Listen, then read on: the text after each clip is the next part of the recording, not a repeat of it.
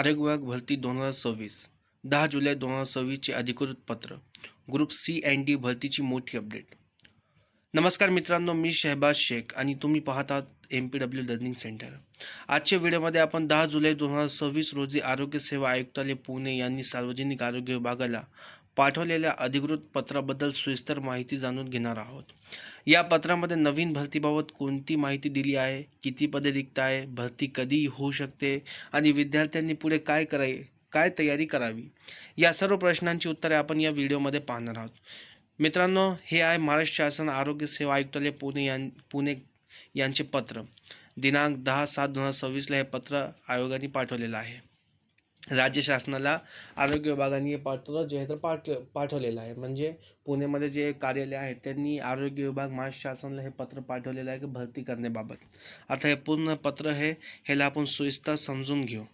हे पत्राला मी भागमध्ये विभाजलं आहे आणि आपण एक एक भाग सविस्तर समजून घेऊ. सगळ्यात अगोदर भाग 1 मध्ये आपण पाहू का हे पत्र कोणाचे आहे. सर्वात आधी आपण या पत्राची माहिती पाहूया. हे पत्र आरोग्य सेवा आयुक्तालय पुणे यांनी सार्वजनिक आरोग्य विभाग मंत्रालय मुंबई यांना पाठवलेले आहे.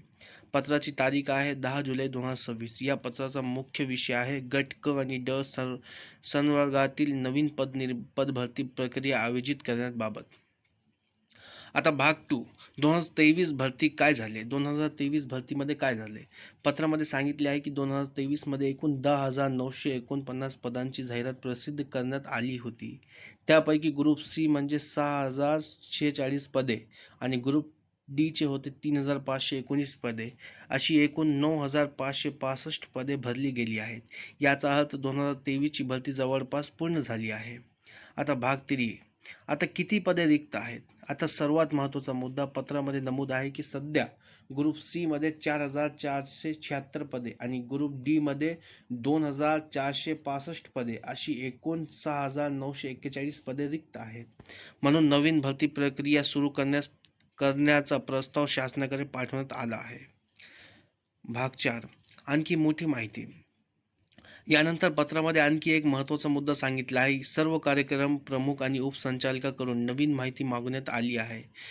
त्या माहितीनुसार ग्रुप सी ची 5,307 पदे आणि ग्रुप डी ची 1,888 पदे, अशी एकूण 7,195 पदे रिक्त असल्याचे नमूद करण्यात आले आहे.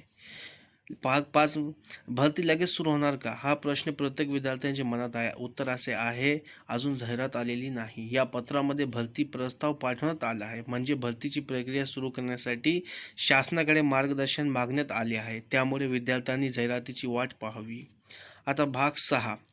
रोस्टरची माहिती. पत्रामध्ये सांगितले आहे की भरतीपूर्वी रोस्टर म्हणजेच बिंदू नामावली अद्ययावत करणे आवश्यक आहे. त्या संबंधित अधिकाऱ्यांना 13 जुलै 2026 पर्यंत माहिती सादर करण्याच्या सूचना देण्यात आल्या आहेत. भाग 7. परीक्षा कोण घेणार आहे. या पत्रामध्ये शासनाला विचारण्यात आले आहे की भरती प्रक्रिया TCS I1 की महाराष्ट्र लोकसेवा आयोग MPSC यांच्या मार्फत घ्यायची, याबाबत शासनाने मार्गदर्शन करावे अशी विनंती करण्यात आली आहे. भाग 8. विद्यार्थ्यांनी काय समजून घ्यावे. आता या पत्राचा अर्थ विद्यार्थ्यांसाठी काय. पहिली गोष्ट, भरतीची तयारी शासन स्तरावर सुरू आहे. दुसरी गोष्ट, रिक्त पदांची माहिती गोळा केली जात आहे. तिसरी गोष्ट, रोस्टर पूर्ण झाल्यानंतर पुढील निर्णय घेतला जाईल. मात्र अजून जाहिरात आलेली नाही, त्यामुळे कोणत्याही अफवांवर विश्वास ठेवू नका.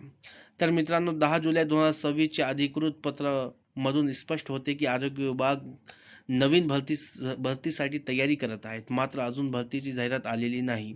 जसे शासनाकडून नवीन जाहिरात किंवा अधिकृत अपडेट येईल, सर्वात आधी तुम्हाला MPW लर्निंग सेंटरवर माहिती दिली जाईल.